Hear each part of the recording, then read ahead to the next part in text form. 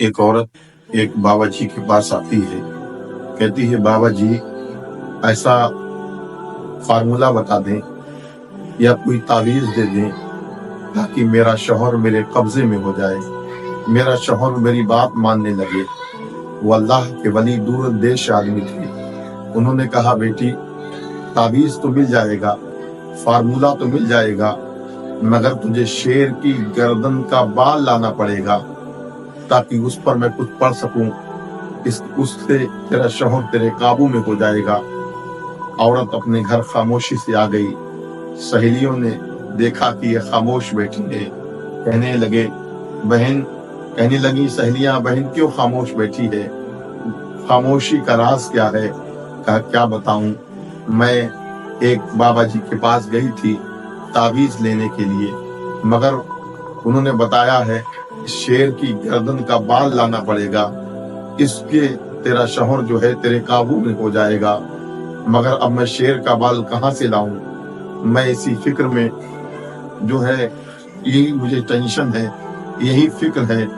अजीजान मिल्लत इस्लामिया, उसकी सहेलियों ने कहा बहन ये बाल शेर की गर्दन का मिलना नामुमकिन नहीं है, मगर मुश्किल जरूर है। कहा कैसे मिलेगा? कहा तू रोजाना गोश्त खरीद करके जंगल में डाल दिया करना, शेर गोश्त खाने आएगा, जब गोश्त खाएगा धीरे धीरे तो उसके करीब होती जाना, फिर तुझे शेर का बाल मिल जाएगा। अपनी सहेलियों के बताए हुए तरीके पर वो औरत अमल करती है और गोश्त खरीदा, जंगल में डाल दिया, दूर छिप करके देखती रही, शेर ने गोश्त खाया, शेर चला गया। एक दिन गुजरा है, दूसरा दिन गुजरा, तीसरा दिन गुजरा, वो इसी तरह से गोश्त डाल करके साइड में छिप जाती, शेर गोश्त खा के चला जाता।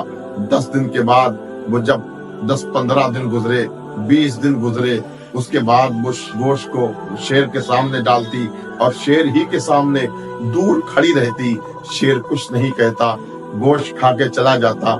जब 1 महीना गुजरा तो और करीब आ गई और आने के बाद वो औरत शेर के करीब खड़ी रही, गोश्त डाला, शेर गोश्त खा के चला गया। यहाँ तक के जब 40 दिन हुए, 40वें दिन वो शेर के करीब आके खड़ी हो गई, गोश्त डाला, शेर खाता रहा, वो शेर की पुष्ट पर हाथ फिराती रही, शेर की गर्दन का एक बाल निकाला और निकालने के बाद शेर गोश्त खाता रहा।